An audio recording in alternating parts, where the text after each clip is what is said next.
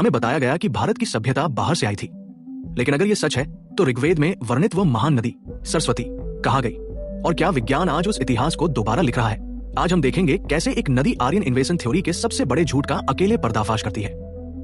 लंबे समय तक हमें यह पढ़ाया गया कि लगभग 1500 बीसीई में आर्यंस मध्य एशिया से भारत आए। उन्होंने यहाँ की स्थानीय सभ्यता को पराजित किया और उसके बाद वैदिक संस्कृति की स्थापना हुई। इसी विचार को आर्यन इन्वेजन थ्योरी कहा गया। यह सिद्धांत मुख्य रूप से 19वीं सदी के यूरोपीय विद्वानों द्वारा विकसित किया गया था, जिनमें मैक्स मुलर, विलियम जोन्स जैसे नाम प्रमुख हैं। 1920 के दशक में हड़प्पा और मोहनजोदड़ो की खोज ने इस थ्योरी के सामने एक नई चुनौती रख दी।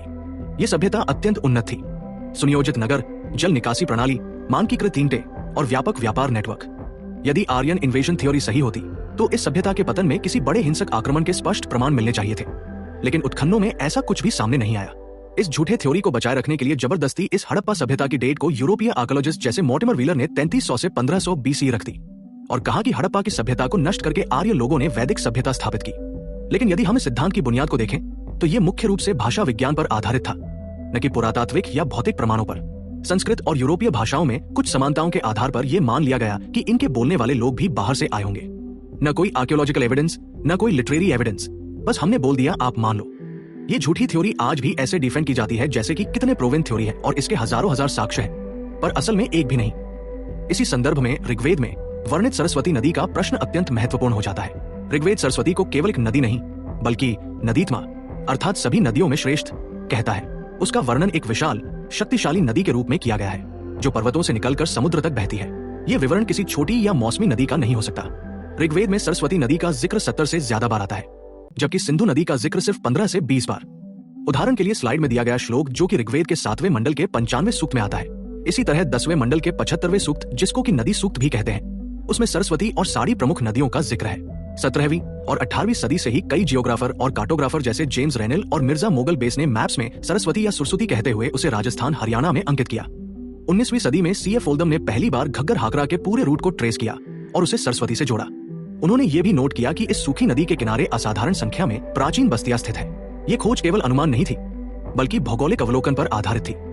आधुनिक काल में कई साइंटिफिक तकनीक ने सरस्वती नदी के रास्ते को निर्णायक प्रमाण प्रदान किए हैं, जैसे सैटेलाइट स्टडीज, जियोफिजिकल सर्वे, जियोकेमिकल और आइसोटोप एनालिसिस इत्यादि।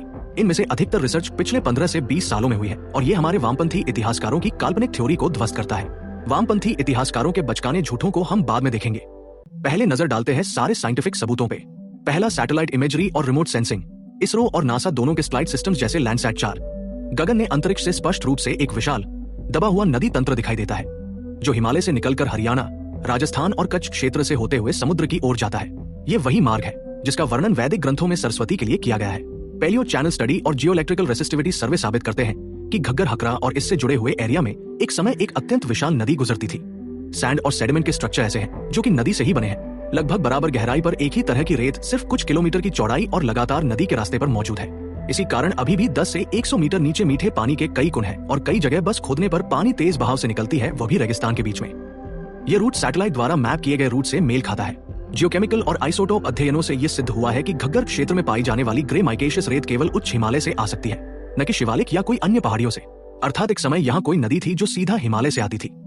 रेडियोकार्बन डेटिंग और ऑप्टिकली स्टिमुलेटेड ल्यूमिनेसेंस डेटिंग ये स्थापित करती है कि सरस्वती नदी लगभग 6000 ईसा पूर्व से 1900 ईसा पूर्व तक सक्रिय रही, ठीक उसी कालखंड में जब हड़प्पा सभ्यता फली खुली। कई वैज्ञानिक अध्ययनों के अनुसार सरस्वती लगभग 1900 बीसी के आसपास बड़े पैमाने पर सूखने लगी थी, संभवतः टेक्टोनिक मूवमेंट्स और मानसून पैटर्न में बदलाव के कारण। टेक्टोनिक स्टडीज से ये प्रमाण मिले हैं कि एक समय सतलज और यमुना दोनों सरस्वती नदी में मिलती थी, पर टेक्टोनिक मूवमेंट की वजह से इन दोनों नदियों का रूट बदल गया और इस कारण सरस्वती नदी का पतन हुआ। यहीं पर आर्यन इन्वेजन थ्योरी की सबसे बड़ी कालक्रमीय समस्या सामने आती है।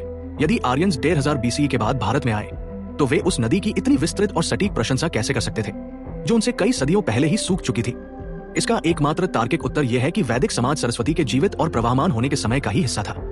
इसके अलावा जब हम हड़प्पा सभ्यता के स्थलों के वितरण को देखते हैं तो एक और महत्वपूर्ण तथ्य सामने आता है। अधिकांश स्थल सिंधु नदी के बजाय सरस्वती घग्गर नदी प्रणाली के आसपास पाए जाते हैं। यह संकेत करता है कि यह सभ्यता केवल इंडस सिविलाइजेशन नहीं बल्कि वास्तव में इंडस सरस्वती सिविलाइजेशन थी। शुरुआत में जब हड़प्पा और मोहनजोदड़ो की खुदाई हुई थी तो अधिकतर स्थल सिंधु घाटी के आसपास मिले थे। जैसे जैसे और नए एक्सकवेशंस हुए जैसे राखीगढ़ी, बनावली, भिर्राना, कालीबंगन, गनेरीवाला आदि, तो यह स्पष्ट हो गया कि इस सभ्यता का केंद्र सरस्वती नदी थी। 2025 में राजस्थान के दीव जिले के बहाज गांव में हुई खुदाई में एक और नई साइट मिली है जो कि लगभग 3800 BC को डेट की जा रही है। अद्भुत बात यह है कि ये लगभग 23 मीटर के गहरे पेलियो चैनल के पास मिला है। इन सब के अलावा इन एक्सकवेशंस में जो भी आर्टिफैक्ट्स निकले हैं वो एक निरंतर सभ्यता को दर्शाते हैं। जैसे वैदिक हवन कुंड यानी फायर ऑल्टार, हरप्पा, राखीगढ़ी, लोथल जैसे अनेकों साइट पर मिले हैं। इसके साथ स्वस्तिक सील, टेराकोटा शिवलिंग और योग पोज में मूर्तियां इस बात के सबूत है सभ्यता किसी आक्रमण से नष्ट नहीं हुई। ये सभ्यता सरस्वती के सहारे ही फली खुली और सरस्वती के पतन के बाद अन्य जगहों पर शिफ्ट हो गई। इस सभ्यता का पतन पर्यावरणीय परिवर्तनों, विशेष रूप से नदी प्रणालियों के सूखने के कारण हुआ। जब सरस्वती ने अपना मार्ग और प्रवाह खोया तो लोग नई नदियों की ओर स्थानांतरित हुए, लेकिन सांस्कृतिक परंपराएं बनी रही। अब वापस आते हैं वामपंथी इतिहासकारों के कोरे झूठ पे, जिसका जिक्र मैंने वीडियो के बीच में किया था। जब पुरातत्व, भूविज्ञान, उपग्रह चित्रण और सैकड़ों वैज्ञानिक अध्ययनों ने ये संकेत देना शुरू किया कि सरस्वती नदी ही हड़प्पा सभ्यता का भौगोलिक और सांस्कृतिक केंद्र थी, तब ये लोग जो इस झूठी थ्योरी को फैला रहे थे तिल मिला उठे। खास करके 1980 के बाद जब राखीगढ़ी जैसे साइट खोजे जा चुके थे। रोमिला थापर, सूरज भान और इरफान हबीब स्कूल से जुड़े इतिहासकारों ने पहले तो ये कहा कि सरस्वती तो नदी थी नहीं, वो तो कोरी कल्पना है, एक मिथिकल देवी है। वे उन सबको जो सरस्वती का सच प्रूफ कर रहे थे उन्हें जिंगोइस्टिक, चोविनिस्ट इत्यादि कहना शुरू कर दिया। जब ये झूठ नहीं टिका तो उन्होंने कहना शुरू किया कि सरस्वती नदी भारत में थी नहीं, बल्कि वो अफगानिस्तान की हेलमंद नदी थी और ऋग्वेद के लोग अपनी पुरानी नदी की यादें लिख रहे थे। ये दावा न तो ऋग्वेद के भूगोल से मेल खाता है, न किसी ज्ञात नदी तंत्र से, और न ही किसी हड़प्पा स्तरीय सभ्यता से। ऋग्वेद सरस्वती को स्पष्ट रूप से यमुना और सतलुज के बीच स्थित बताता है और सप्त सिंधु और सरस्वती की सहायक नदियों का नाम के साथ जिक्र करता है। हेलमंद क्षेत्र में न यमुना है, न सतलुज, न वितस्ता, न पुरुषनी और न ही किसी हड़प्पा सभ्यता के प्रमाण है। और हेलमंद कभी भी एक विशाल नदी नहीं रही, नहीं वो एक समुद्र में मिलती है। पर इन बेशरम इतिहासकारों ने सफेद झूठ 40 सालों तक पढ़ाया। आज भी 2025 में इनके चेले हेलमंद को ही सरस्वती माने बैठे हैं। ये झूठे इतिहासकार कुएं में बैठे मेंढक की तरह है। इन्हें न संस्कृत आती है, न ऋग्वेद का ज्ञान, न ही ये geology, astronomy, remote sensing, isotope study या OSL तकनीक का मतलब समझते हैं, पर अपने झूठ पे इतना भरोसा करते हैं कि हर सच बोलने वाले को गालियां देते हैं। सरस्वती सिंधु सभ्यता का अध्ययन हमें केवल अतीत की जानकारी नहीं देता, बल्कि ये भी याद दिलाता है कि इतिहास कोई स्थिर या अंतिम निष्कर्ष नहीं है। ये एक सतत प्रक्रिया है जो नई खोजों, नए प्रमाणों और नई विधियों के साथ लगातार विकसित होती रहती है। यदि नए साक्ष्य पहले से प्रचलित सिद्धांतों से मेल नहीं खाते तो समस्या साक्ष्यों में नहीं बल्कि उन सिद्धांतों में होती है। सरस्वती नदी का प्रश्न हमें यही सिखाता है कि इतिहास लेखन का उद्देश्य किसी विचारधारा की रक्षा नहीं बल्कि सत्य की खोज होना चाहिए। और शायद यही कारण है कि भारत की कहानी आज भी उजागर हो रही है, क्योंकि सच चाहे कितना ही दबा दिया जाए अंततः सामने आता ही है। अगर वीडियो अच्छा लगा हो तो लाइक जरूर करें और अपने दोस्तों से शेयर करें। इसके साथ ही चैनल को सब्सक्राइब अवश्य करें ताकि आगे भी ऐसे वीडियो देख सके।